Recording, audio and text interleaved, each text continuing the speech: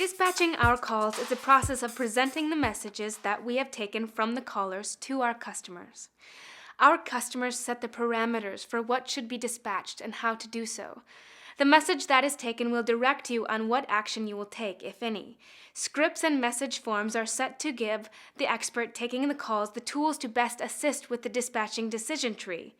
Therefore, the more accurate and detailed the message, the better our chances of correctly identifying the calls that our customers wish to be dispatched and dispatching them correctly. The biggest difference between the calls an expert that is dispatching receives and the calls an expert receives is that the calls that present to an expert that is dispatching are all in disconnect state, with no live person to talk to right away. You will need to pay close attention to all the details of the account and the message, both small and large. While dispatching, you will spend most of your time in one of 4 areas within an account to determine if there are any dispatch steps needed and what those steps are. Let's break down each area one by one. The biggest difference between the calls an expert that is dispatching receives and the calls an expert receives is that the calls that present to the expert that is dispatching are all in disconnect state, with no live person to talk to right away. You will need to pay close attention to all the details of the account and the message, both small and large. While dispatching, you will spend most of your time in one of 4 areas within an account to determine if there are any dispatch steps needed and what those steps are. You will learn a lot about an account from 5 very simple lines of information found on info page 1. This area will identify for you if there are any dispatch steps that need to be taken. There are 4 dispatch type options to quickly inform you on how to proceed. They are none, auto, some, and all. Take some time to look through the standard abbreviations used within our customer accounts. This area will assist you in locating the on-call information for any given account, as it can be listed in several different places, within the info pages, and usually on info page 4, within the call schedule, commonly called menu N, the directory, or with a special. On-call coverage changes are determined by our customer. This area will assist you should there be no on-call individual listed. The most common on-call change types are fixed, varies, weekly, and monthly. If the account has sub-accounts that are associated with it, you will see this listed here with yes behind it. If not, it will state no. Oftentimes, when the on-call individuals check in, they do so through their office line, but the message could be in a sub-account. If you do not see an undelivered message in the primary account, you would verify this area and check if there is an account pro to assist with listing the sub-accounts. Directory.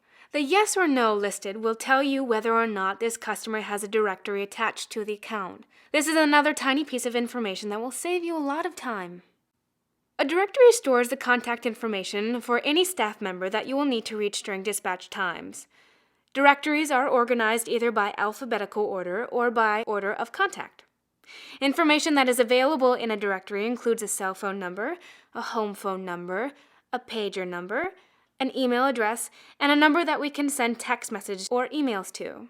Oftentimes there are multiple staff members and multiple contact methods for each staff member. Each listing that you will need to use while following dispatch procedures will begin with a subscript character that looks like 2 S's on top of each other. This is a system command that will tell you that the number highlighted can be used to dial, email, or text without needing to enter the information on your own. This helps reduce the risk of calling the wrong number, though not in all cases. You must pay close attention to the details when utilizing a customer's directory. The person responsible for entering on-call information at your site will input predetermined schedules. On-call schedules will list the order of employees in which they should be contacted. The staff member with a ranking of 0 will display at the first contact, also called the primary on-call. The staff member with the ranking of 1 will display as the second contact. If there are additional resources, they will be listed in ascending order and displayed as such. There may be times when you will be required to edit an on-call entry, add additional resources to an on-call schedule, or change an on-call resource. This is done through on-call schedule, or menu N. This area will identify for you the information regarding dispatching the messages to our customer. It will tell you if a message needs to be verbally presented to an on-call individual to be considered delivered, what types of calls will be dispatched, and what steps you will take to deliver the messages. All of this information is customized by our customer to be followed precisely to ensure proper dispatching protocol. This area will tell you if any of the messages you deliver need to be verbally provided to a customer or verbally verified in order to be considered delivered. Take some time to look through the standard abbreviations used within our customer accounts.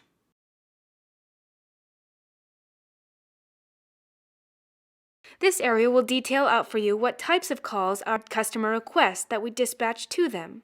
It can be a type of call, such as a new admission, or specific details of a call, such as a leak. This area will identify to you what steps need to be taken to deliver a message.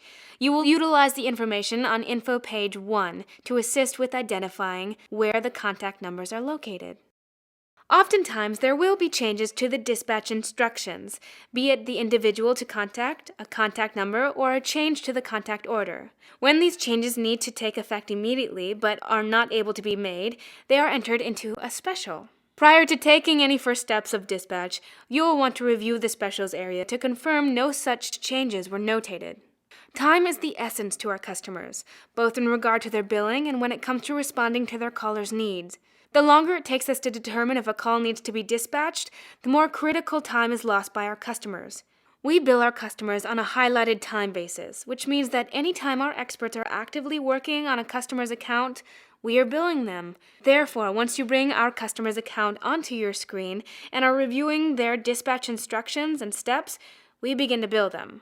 Efficiency is important for this reason also. The fact that you are viewing this module suggests that you are excelling in your role as an expert and are ready to take on the challenge of dispatching.